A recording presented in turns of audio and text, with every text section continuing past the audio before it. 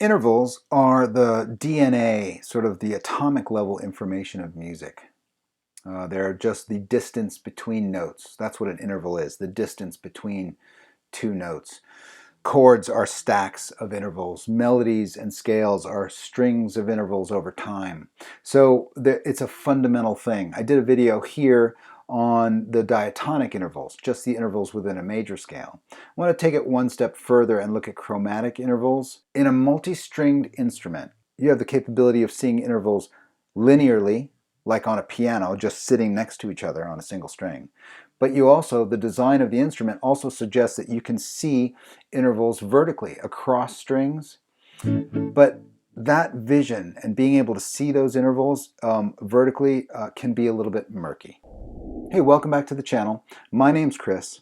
Today you're going to learn how to apply intervals vertically across strings. You're going to learn how to identify them. And once you identify those shapes, and subsequently those sounds, like each interval has its own sonic sort of personality, you become a very liberated musician because you can now apply context to any information that you get on the guitar. To a large extent, music information provided to guitar players is done with a blob of, put your fingers here and then strum this and you have an A chord. Hey, thanks for the info. But I didn't tell you that this chord has 3 A notes in it, 2 E notes, and so it has 2/5, 3 roots, and a third. Is that information important to me? Is that something that I might want to access at some point? Hey, here's a bunch of notes. When you play these frets in this order, it's a scale. Great, thank you for that information. I don't know that this is a 2-octave major scale, and I don't know where the thirds or fifths are. I've just seen a block of information, right? When we provide information in these blobs, in these dot-oriented matrices, like a chord diagram or a scale chart, we obfuscate important context to the information that we're getting. And the way to unlock it, the best way to unlock it, is having a common and repeatable understanding of intervals through vertical application. All right, let's just get started. Okay, mapping intervals vertically across the strings. Let's just talk about intervals really quickly. Again, distance between notes. On the guitar, we've got an open string. We're using A, for example. A open, up to A on the 12th fret. That's your sort of goalpost. Once you get to here, all the notes repeat again. So it's these distances between the nut and these frets up to the octave that measure out the intervals. I'm going to go through these fairly quickly because this lesson is not necessarily about each one of the intervals and its sort of like sonic signature. It's more about the architecture and how to see them. We're going to hear them as a result, but this is really about how they lay out. Here's our open string, our A. Up 1 fret is called the minor second. Up 2 frets is the major second. The distance of 3 frets, 3 half steps, is a minor third. The distance of 4 half steps is a major third. The distance of 5 half steps is a perfect fourth. I'm just going to stop here. That's also the note that is the next open string, indicating this guitar, this instrument, is tuned in fourths. B string's an exception. We'll get to that in a second. So here we are in fourths, up 5 half steps, perfect fourth. Up 6 half steps. This is called an augmented or sharp 4. You can also call this a flat 5, and it's also called a tritone. And it's called that because it splits the octave directly in half. It's 6 frets from the top, and it's 6 frets from the bottom. That's a tritone. Up 7 frets is a perfect fifth. 8 frets is a minor 6. 9 frets is a major 6. 10 frets is a minor 7. 11 frets, major 7. And then 12 frets is your octave. So those are the names of all the intervals. Now again, we're not going to spend too much time on that, but what we want to notice is that this was a linear mapping of that, just like on a piano. They're all sort of right next to each other. This guitar, this instrument, is designed to also apply intervals vertically. It's designed this way, right? It's got multiple strings, it's polyphonic, meaning we can play more than one note at a time. It's designed to stack intervals across strings. So it's important for us to see that information. So I'm going to start on this A note, but I'm going to map it to this 5th fret here. And I'm doing that for a number of reasons. One is just because I want to, but the other is I want to make sure we see the relationship of that open string and that linear relationship.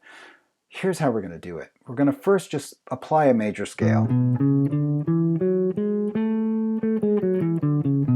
Major scale is sort of the ruler of all things. All scales and chords and alterations are sort of mapped to what information is here. Okay, so I'm going to start this journey on the interval of the 4th. Because, as we just realized, the guitar is tuned in 4ths. Let's just review that. Here's our E string, E to A, E, F, G, A, that's a 4th. A to D, A, B, C, D, right? D to G, D, E, F, G, G to B, G, A, B, that's a major 3rd.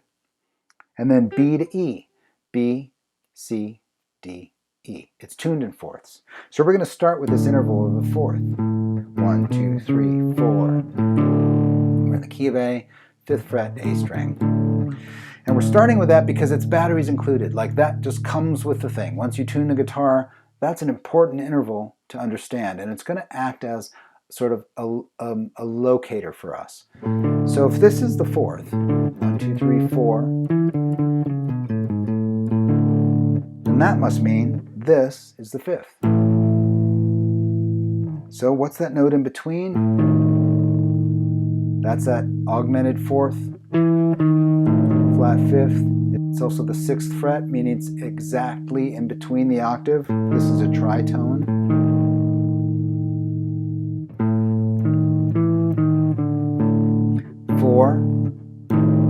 Augmented 4, flat 5, tritone, perfect 5th, tritone, perfect 4th, and what's right below the perfect 4th? The 3rd, the major 3rd. 3, 4, sharp 4, flat 5, tritone, let's just call it the tritone. 3, 4, tritone, perfect 5th. Now I can do that anywhere, just check this out. Some crazy note.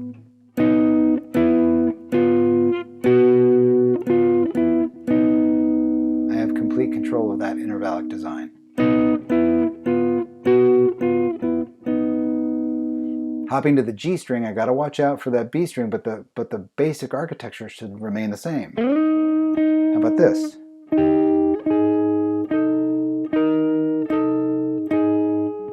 I don't know what note I'm playing. I'm not looking at the guitar, but I know that this is a major 3rd.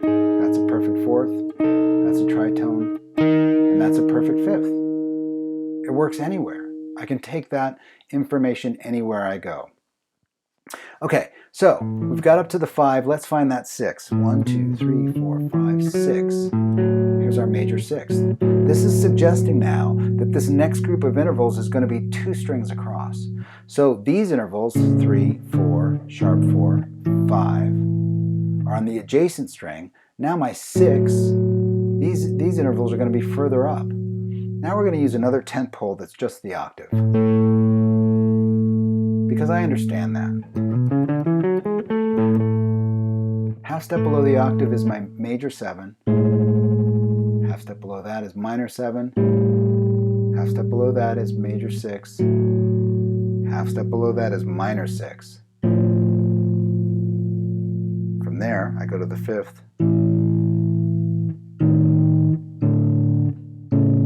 To the 3rd. Now, what's below the 3rd? Minor 3rd is the next interval. This is a very important interval. I'm just going to stop here for a second.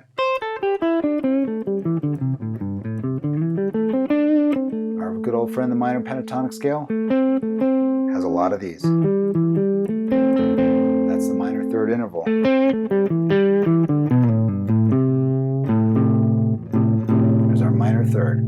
below the minor third is the major second, and below that is the minor second. Ouch. That's sort of ugly and hard to play.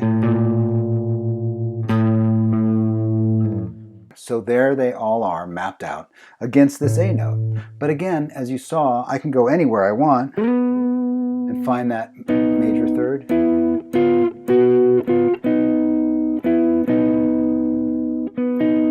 But let's pay attention to that B string. So I'm going to start here.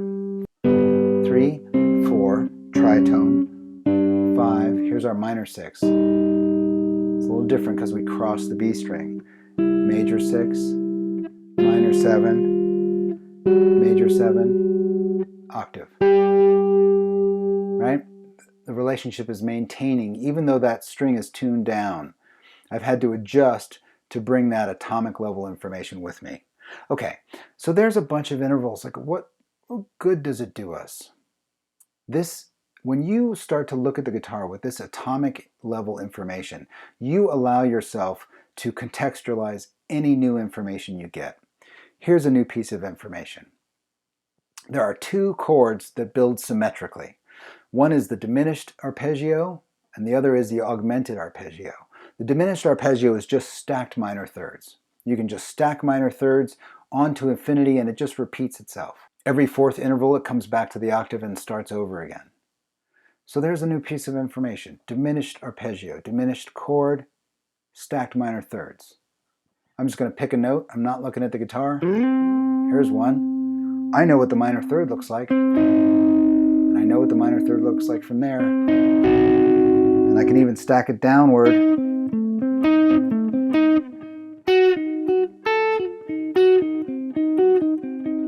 Building a diminished arpeggio with no other context at all. Oh, if it's stacked minor thirds, that means I could just move this shape linearly in minor thirds, and that should work.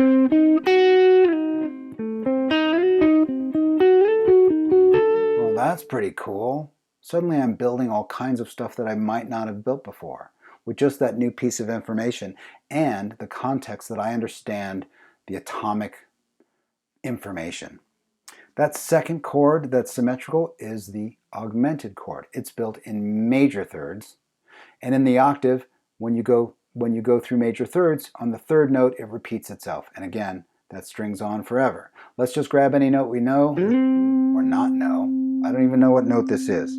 Major third from this looks like that. And a major third from here, because of the B string, looks like that. Below it,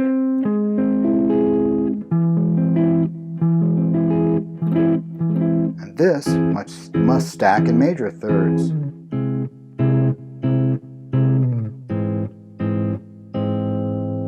Wow, I'm doing some weird, crazy thing with augmented chords that I never even knew before. And it's because I have the context of that DNA, that musical DNA of the interval, and I can control it wherever I need to. When you get new information, hey, here's a blob of strings. Just play these frets, and that's an A chord. You're going to be able to say, oh, that's only got 1/3 in it, and it has 2/5, and it has 3 roots. That doesn't seem like a very efficient voicing. I think I'll muck with that. I think I'm going to mess with that and bring it around to something that makes more sense to me. When somebody says, play these frets, and you'll be playing an A major scale. You'll say, oh, look, I can see the 5th. Oh, look at that major 7. That's cool. Now I understand where I can control that tension. Learning the atomic information about how music theory applies to the guitar puts you in control of contextualizing any information you ever get. It's super powerful. Okay, there they are.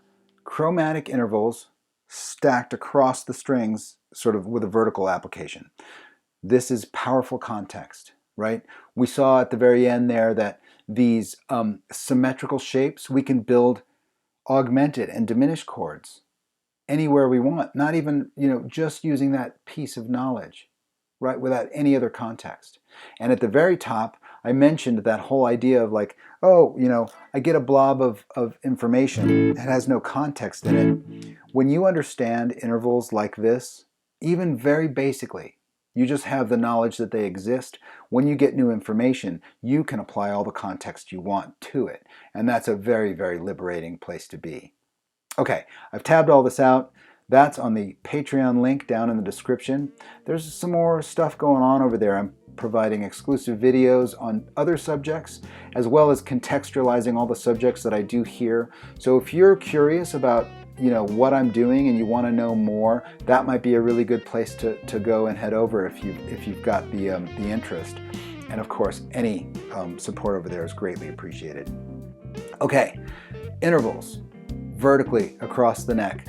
Experiment with them. Spend some time with that B string so it doesn't defeat your efforts, right? Work through that. It's going to be extremely liberating. Once you get that kind of base knowledge, incorporating new information, you can apply true and correct context yourself, and that's a very powerful position to be in. All right, I'll see you next time.